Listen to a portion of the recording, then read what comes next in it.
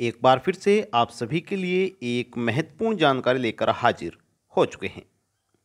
EPS 19 pension लाभार्थियों के लिए बड़ी खबर लेकर हाजिर हो चुके हैं, जिसके अंतर्गत 75 लाख पेंशन धारकों को 9 बड़े फायदे ईपीएस 19 पेंशन के अंतर्गत दिए जाते हैं।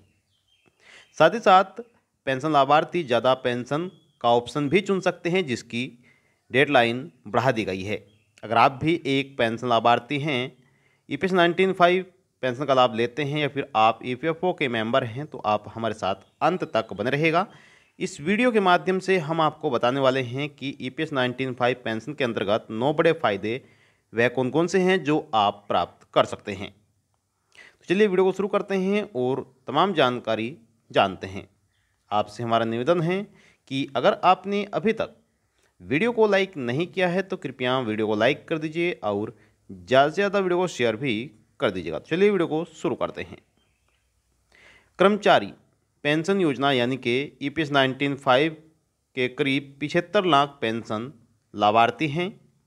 साथ ही इसके अंतर्गत 6 करोड़ से ज़्यादा शेयर होल्डर भी शामिल हैं। इस योजना को सेवानिवृत्ति कोष निकाय कर्मचारी भविष्य निधि संगठन द्वारा चलाया जाता है, यानी कि ईपीएफओ के द्वारा चलाया जाता है। इस योजना में फिक्स्ड मिनिमम पेंशन मिलती है और इसके साथ कई अन्य तरह की सुविधाएं भी मिलती हैं, जो हम आपको यहाँ पर बताने जा रहे हैं। 9 बड़े जो फायदे हैं वह आपको बताए जाएंगे। दोस्तों, आपसे हमारा यही निवेदन है कि अगर आपने वीडियो को लाइक नहीं किया है तो कृपया वीडियो को लाइक कर दीजिए। तो यहाँ पर फ़ायदे जान लेते हैं कौन कौन से यहाँ पर विशेषताएं हैं, वह आप यहाँ पर जानेंगे। तो नंबर 1, 58 साल की उम्र में रिटायर पर मेंबर पेंशन दी जाती है, यानी कि 58 साल की उम्र में जब कर्मचारी रिटायर हो जाते हैं तो उनको पेंशन मिलना शुरू हो जाती है। वहीं नंबर 2, बेरोजगार होने की स्थिति में 50 साल की आयु से कम पूर्व सदस्य पेंशन दी जाती है। वहीं नंबर 3, सर्विस के दौरान सदस्य के अस्थायी और पूरी तरह से निःशक्त होने पर निःशक्तता पेंशन दी जाती है। वहीं दोस्तों नंबर 4 पर बताया गया है कि मेंबर के निधन पर विधवा वधुर पेंशन पैरा 12(8) के पहले परंतु सहित या फिर दोस्तों पेंशन भोक्ता, इन सभी को पेंशन दी जाती है।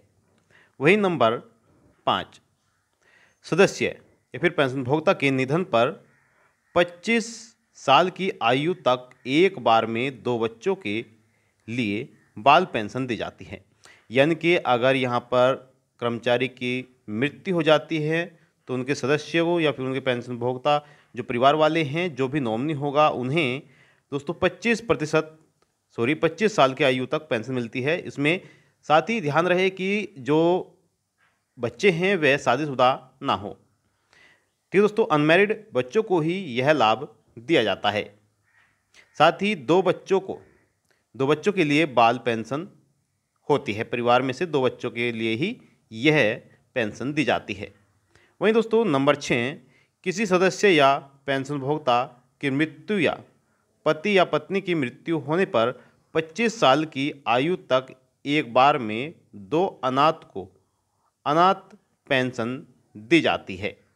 अगर यहाँ पर बताया गया है कि अगर पेंशन लाभार्थी की और पति पत्नी दोनों की ही मृत्यु हो जाती है तो उनके बच्चों को, जो अनाथ बच्चे होते हैं, उन्हें पेंशन दी जाती है। वहीं नंबर 7, विकलांग बच्चे अनाथ बच्चों के पूरे जीवन काल के लिए विकलांग बच्चे अनाथ बच्चों को जो पेंशन होती है वह दी जाती है, यानी कि जिनके माता पिता नहीं हैं, जिनके माता पिता की मृत्यु हो जाती है, उनको जीवन भर पेंशन दी जाती है, और जिनके पिता की मृत्यु हो जाती है तो उन्हें 25 साल की आयु तक पेंशन दी जाती है। वहीं नंबर 8 पर बताया गया है कि सदस्य की मृत्यु पर नामित पेंशन और कर्मचारी पेंशन योजना 1995 के अंतर्गत परिभाषित कोई परिवार नहीं होने की स्थिति में सदस्य द्वारा विविध नामित व्यक्ति को जीवन भर के लिए भुगतान किया जाता है।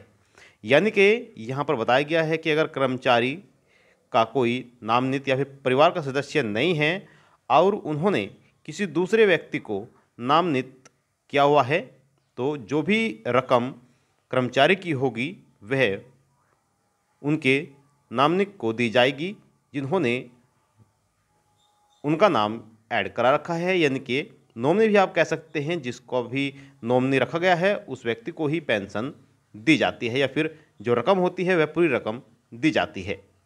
वहीं नंबर 9 पर बताया गया है कि किसी सदस्य की मृत्यु पर आश्रित पिता या माता को पेंशन बचते सदस्य का कोई परिवार या नामित व्यक्ति ना हो। यानी कि बताया गया है कि कर्मचारी के अगर कोई परिवार नहीं है, यानी कि उनके बच्चे नहीं हैं और उनके माता पिता हैं, तो यहाँ पर यह पेंशन उनके माता पिता को दी जाएगी। देखिए दोस्तों, अगर आपको इसी स्कीम का बेनिफिट लेना है तो आपका EPFO सब्सक्राइबर्स होना बहुत ज़रूरी है। EPFO का सदस्य होना बहुत ज़रूरी है। किसी भी EPFO सब्सक्राइबर यानी मेंबर की सैलरी से हर महीने एक तय अमाउंट EPF खाते में जमा होता है। इसमें से 8.33% राशि पेंशन मद में चल जाती है। हालांकि दोस्तों इसमें आपको बता दें कि जो 8.33% है, अभी इसमें बढ़ोतरी की गई है। इसमें अब बढ़ाकर जो मद है वह पेंशन में जाएगा।